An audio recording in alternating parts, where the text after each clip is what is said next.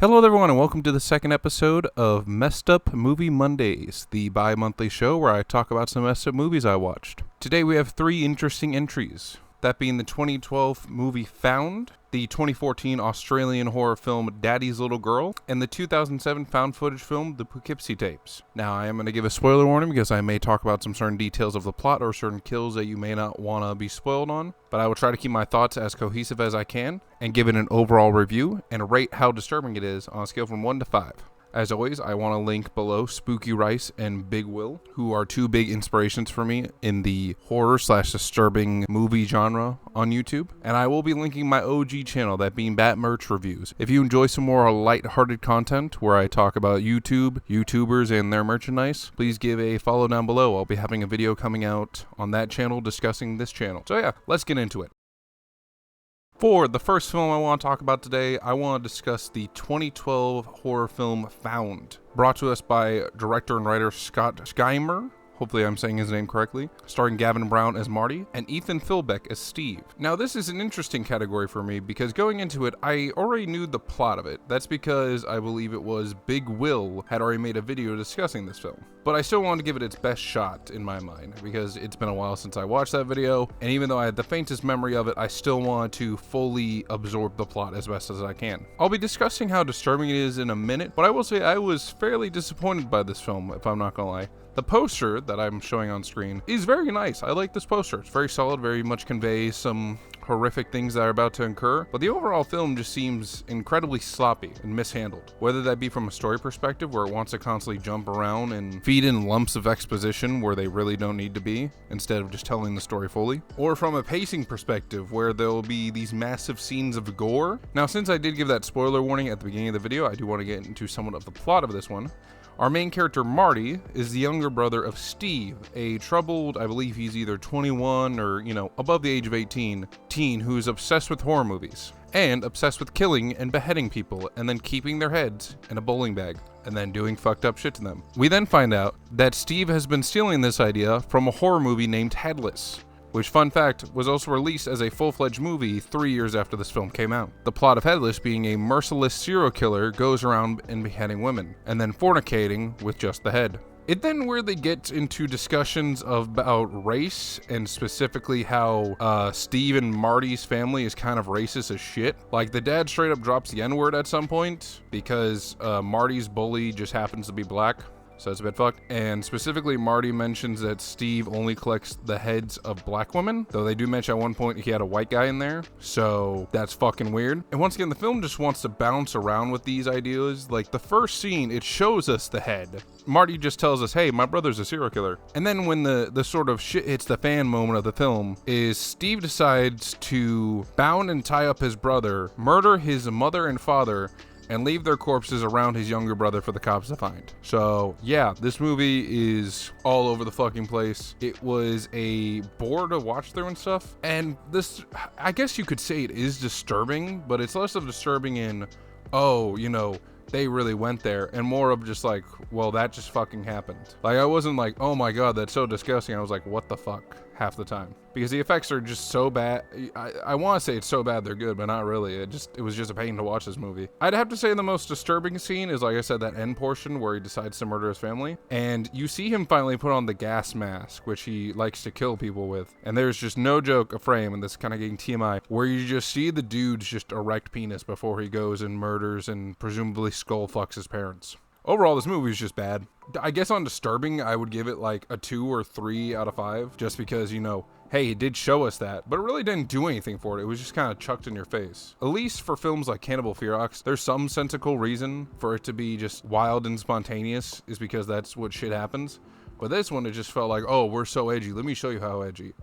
And not, oh, we're so edgy like how Terrifier does it, because Terrifier, it more or less is there to show off the fantastic practical gore. This film kind of feels like it wants to be Terrifier. It's also weirdly highly rated compared to some other films.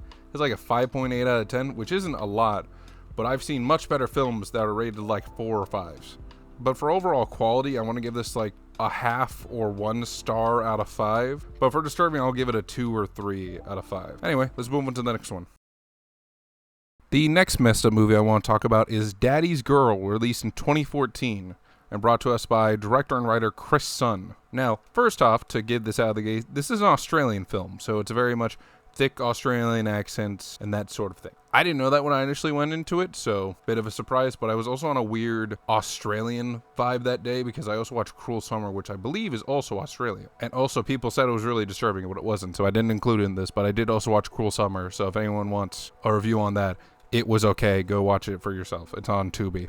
Yes. It has Billy Baker as I believe the name is Georgia, and Michael Thompson as Derek. Now, the plot of Daddy's Little Girl has Georgia looking for his missing daughter to later find out she was kidnapped, sexually assaulted, and then eventually murdered by his, I believe this is his nephew and or just co-worker, Derek. To which then it spends almost the entire runtime of the movie brutally torturing him in his basement. Now, a lot of people I saw in the reviews talked about how this film balances the fucked up torture with its messaging about how to deal with pedophiles and how fucked up these individuals are and how it makes you want to take justice in your own hands. And we later find out in the film that he has kept a journal and has written down multiple names and multiple entries about kids that we later find out were missing and their bodies weren't found. I don't know the exact number, but I know he mentions 2 other names, so at least 3. And we get this sort of back and forth with Georgia because he has this sort of grim, not even grim glee, just this happy, oh, I want to torture the shit out of you. And it's also interspersed with him living his daily life and getting weird ghostly kind of visions of his dead daughter talking to him about if he's going to kill the man, which we then find out that his plan is to not kill him, but to just torture him for a fuck ton and then report him to the police. It seems kind of repetitive to say this, but there are tons of torture scenes, and the 2 I put down specifically is at one point he has this sort of, I don't want to say bear trap, but that's the first thing that comes to my mind, that causes the, I want to say the kneecap to come up from the knee, and he just brutally does that to Derek and basically just messes it and punches with him. And then another point, he shoves a tube up his bum, and in that tube shoves in barbed wire, because if he just shoved in barbed wire, that would kill him instantly.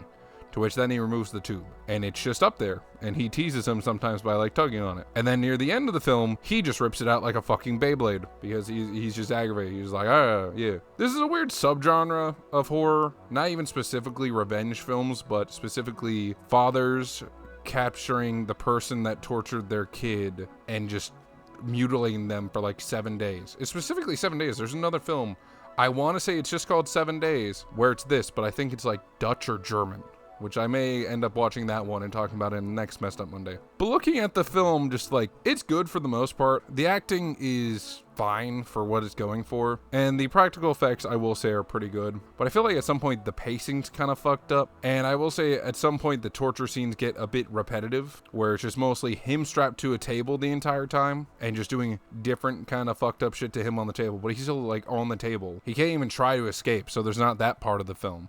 I think at one point he, Derek, as he's strapped to the table, is like trying to like unsheath his hand from this metal clasp he has in there, which caused him to rip the skin off of his wrist. To which I believe, and I'm gonna say believe because it's been a minute since I watched this movie, Georgia decides to just fucking cut off his hand. On the disturbing side of this film, it definitely scores a bit of points because not only does it involve the death and once again sexual assault of a child, you don't really see it on screen, but just the impliedness of it is definitely fucked up. But also the prolonged torture scenes and how explicit it gets with what occurs definitely adds to it. But on the opposite end of that, it is once again your sort of standard torture. It's not really anything new, quote unquote, in my opinion. I will say, for a disturbing film, you need a balance of good gore, but also psychological trauma. In this film, it somewhat does the psychological trauma, but not as much as I would like it to. So for overall quality, I'm going to give this a 2 out of 5, but for specifically disturbing, I'll lean it more towards a 2.5 out of 5. Anyway, let's move on to the final one.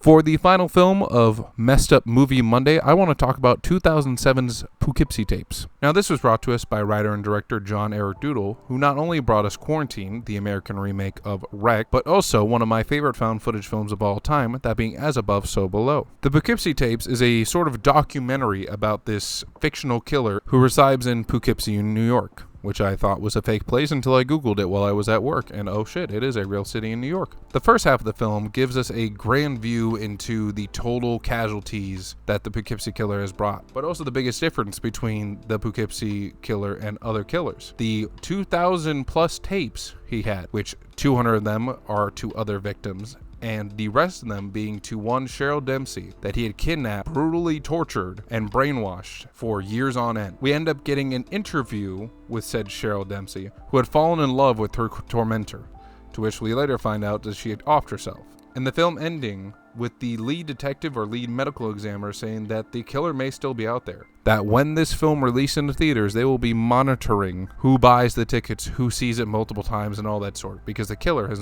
still not been caught. Now, in my opinion, this film is fantastic. It's genuinely become maybe one of my top 5 found footage horror films. That is a very stuffed list, I will say. For its level of disturbingness, personally, this is what I enjoy with disturbing horror films. Not only does it have horrific, gory imagery and all that sort, with multiple videos of the killer chopping up and discarding the bodies, but also some great psychological horror. Specifically the Girl Scout scene, where he invites and tapes 2 Girl Scouts who come into his home to try to sell some cookies, keeps pestering if they would like some water or to see the raccoon in their basement, to which they end up leaving, and it's revealed that Cheryl Dempsey was underneath a cloth acting as a table, and that raccoon in the basement was actually another victim he was torturing. There's other horrific scenes throughout. Another scene I would like to mention is a very minimal one, but one I thoroughly enjoy. When they are interviewing Cheryl Dempsey, it is revealed that the killer had chopped off her hand, but you don't really get that until you see her scratch her head with her stump, which is pretty fucked up reveal. And then there are numerous torture scenes throughout of Cheryl Dempsey as he attempts to brainwash her and break her mind. In my opinion, this is one of the best found footage horror films. It surprised me because regardless of its age, coming out, no joke, 19 years ago, it still holds up phenomenally. I don't know why this one is so lowly rated. It has 5.9. Fuck that shit. It should deserve a 7 or sorts. In my opinion, this is a 4 out of 5 film. And the disturbing quality, I will bump it up to a 3 out of 5. Because like I said, it is truly messed up. If you had never seen or never heard about this movie and you just showed someone it as an actual documentary, that would have fucked them up, truly and absolutely. And to be honest, I would recommend this to everyone. Even though I just explained it to you, go watch it. It's fantastic. But yeah, let's wrap up the video. Hi there to everyone who stuck around to the end. Thank you for watching another BKB Productions, another Messed Up Movie Monday. This is number 2. Now, I'll definitely try to do at least 2 of these a month and stuff. I want to stay consistent with that. But yeah, tell me which movie you guys like down below, or any suggestions for some horrific movies. Of course, go check out my original channel. Go check out Spooky Rice and Big Will. Make sure to like, comment, subscribe. Go watch a few movies, and I'll be seeing you in the cinema.